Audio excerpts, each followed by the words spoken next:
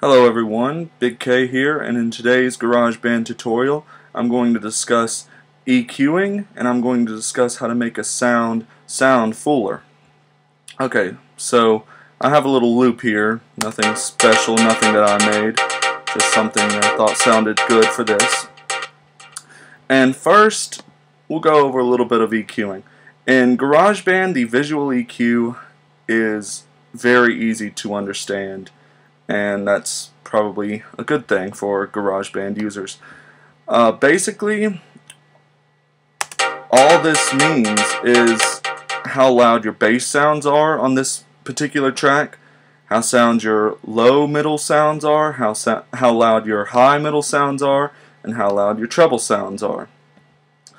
And it is very important that you do customize your EQ, because customizing an EQ can make the difference between a very poor, obviously low budget sound, and it can make the difference between that and a very high quality sound, even if made on GarageBand, which is considered a low quality software. So EQing is very, very, very important. It can give you that little bass rumble. It can give you that very, high sound if that's what you're looking for. But how this can be applied to make one of your instruments sound more full is, for example,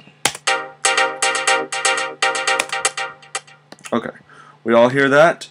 Now this is what I'm going to do. I'm going to duplicate it, copy it completely onto the duplicated track. Now there's many things that you can do to make it sound more full. Some people like to do just the hard pan left and hard pan right, and they come up with a bit of a more full sound, I suppose. But in my opinion, for it to sound more professional and crisp as a fuller sound, each track needs to be different. So for example, this track, we'll keep that EQ exactly like it is, but maybe on the other pan we'll put the bass louder. Maybe we'll take the high mid just like out of it, make the treble a little bit louder, and the low mid a little bit louder as well. And yet again, to these crappy speakers, you're not going to be able to hear much of a difference, but if you're serious about producing, you shouldn't be producing out of these crappy speakers. You should get headphones that you can really hear the difference. But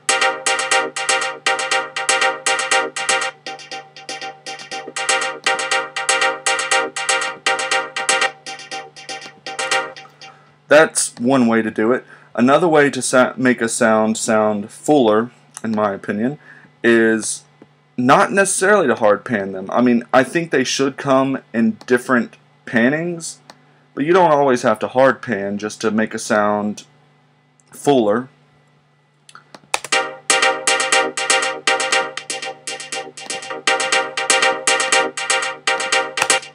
I think the most important thing is, though, to never have them both at 0, never, ever, ever, and never have them the exact same sound. I mean, those are just my personal opinions and what I like to do. If that's not your style, then that's not your style.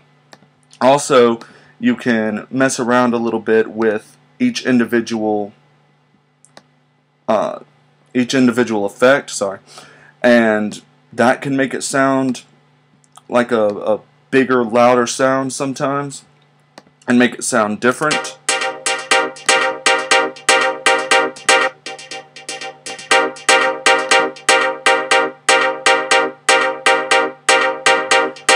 But you'll notice we're clipping down there, and you never, ever, ever want to clip.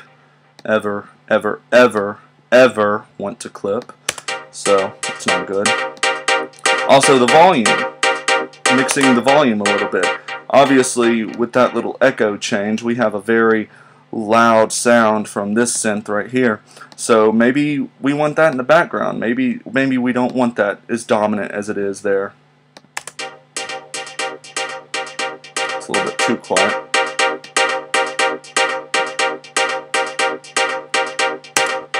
And do not forget about automation. Maybe you want it to start off really loud, but then get quiet. Boo. Boo. There we go. Maybe you want it to start off pretty loud, then get quiet, then maybe raise itself back up.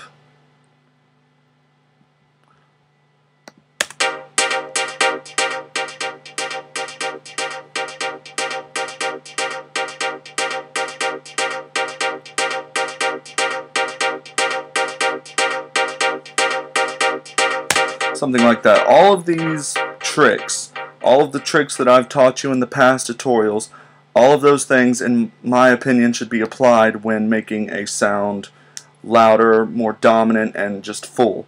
Because, especially with GarageBand, you're not going to find an instrument on here, a plugin, or anything that's just going to sound perfect and amazing as is. It is up to you as the producer to go and tweak everything and make it sound professional and make it sound very nice and like it didn't come from, you know, a free program that came with your Mac.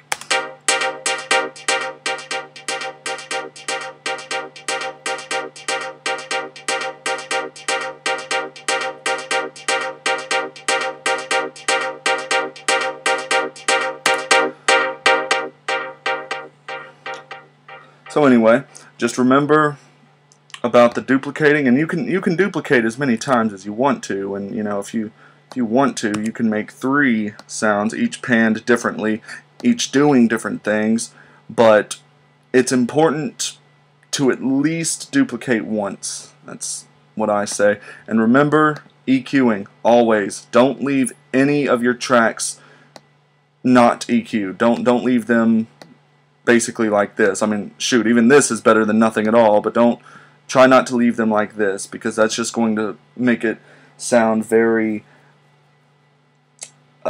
cheap. But anyway, I hope this tutorial helped.